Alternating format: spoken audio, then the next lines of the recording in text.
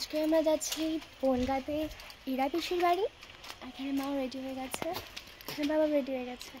স্টেশনে যাওয়ার সময় দেখলাম যে ওখানে বিশ্বকর্মা ঠাকুরের পুজো হয়েছে, তো ঠাকুরকে প্রণাম করে নিয়ে আমরা আবার চললাম স্টেশনের দিকে। সকালবেলা কিছু খেয়ে যায়নি বলে আমি দোকান থেকে একটা কেক কিনে নিয়েছিলাম, আর এখানে আমি বাবা মা টিকিটের জন্য দাঁড়িয়ে আছি। আমরা যেই ট্রেনটাতে যাব সেটা অনেকটা লেট করেছিল বলে আমরা প্ল্যাটফর্মে বসেছিলাম, আর এই ট্রেনটা যাওয়ার পরেই কিন্তু চলে এসেছিল বনগাঁ যাওয়ার ট্রেন। দোকান থেকে যে কেকটা কিনেছিলাম সেটা আমরা ট্রেনে বসে খেয়ে নিয়েছিলাম, কারণ আমার চেয়েও বেশি মার ভীষণ খিদে পেয়েছিল। বাবাও কিন্তু কেকটা খেয়েছিল। আর তারপরে 1-2 মিনিটের মধ্যে ট্রেন ছেড়ে দিয়েছিল। ট্রেনে উঠে যদি গুলো না কিনে তাহলে ট্রেন জার্নিটা আমার কাছে একদমই অসম্পূর্ণ হয়ে যায়। আর আমি যে ব্যাঙ্গেলস গুলো এখন পরছি অক্সিডাইজার, এগুলো মেলাতে প্রায় 200 টাকা মতো বলেছিল, আর এখানে 100 টাকা বলছিল, সেজন্য আমি নিয়ে নিয়েছি। আর কটা ক্লাচেরও নিয়ে নিয়েছিলাম।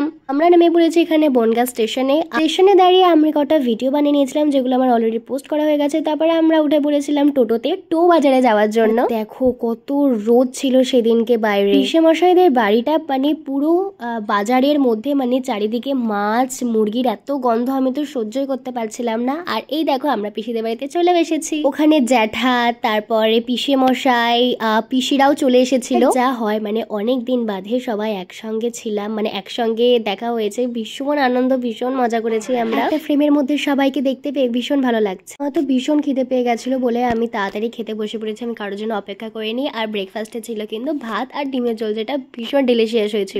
আমি আর পিসি একটুখানি ঘুরতে যাবো, মানে আমরা সবাই ঘুরতে যাব বলে একটু রেডি হয়ে নিয়েছিলাম। এখানে তোমরা ভাববা আমি মুখে হ্যান্ডকারচিফ কেন দিয়ে আছি, কারণ গাড়িতে এসি চলছিল, প্লাস গাড়ির ওই লেদার সিটের গন্ধ, মাই গড মারাত্মক একটা কম্বিনেশন। গেছিলাম আমরা কাজল পিসিদের বাড়ি, তারপরে গেছিলাম মুন্না পিসিদের বাড়িতে, মানে পিসির বান্ধবীর বাড়িতে। ওদের বাড়িতে ছিল একটা জার্মান ডগ, যে খুব ভালো, কাউকে দেখে চিল্লাই না। মুন্না পিসি আমাদের জন্য এনেছিল কোল্ড ড্রিঙ্কস, কিন্তু আমি যেহেতু মাজা খাই না, তাই আমার জন্য মানে আমাদের সবার জন্য এনেছিল তারপরে ফ্রুট পাপায়া। আমার ভীষণ ফেভারিট একটা ফুড, আমার খুব ভালো লাগে খেতে। এটা হচ্ছে মুন্না পিসিদের বাড়ির মন্দির। মন্দিরটা ভীষণ বড়, দেখো এখানে একটা মনসা ঠাকুরও আছে। এটা হচ্ছে ঠাকুরের জন্য রান্না করবার ঘর, কারণ মুন্না পিসিদের বাড়িতে গোপাল ঠাকুর আছে, মানে মুন্না পিসিদের বাড়িতে সমস্ত ঠাকুর আছে, শিব ঠাকুর, দেখো সরস্বতী, লক্ষ্মী, গণেশ, কি সুন্দর না ঠাকুরগুলো। আর এই শিব ঠাকুরেতে নাকি শিবরাত্রিতে অনেকে আসে মাথায় জল দিতে। আমরা এখানে সবাই এসেছিলাম মুন্না পিসিদের বাড়িতে, আর সবাই গল্প করছিলাম একসঙ্গে। মুন্না পিসিদের বাড়িতে কিন্তু পান গাছও আছে। এখানে তো লক্ষ্মী দিদির মেয়ে কাঁদতে শুরু করে দিয়েছে, কিন্তু কাদার রিজনটা কি সেটা জানা যায়নি।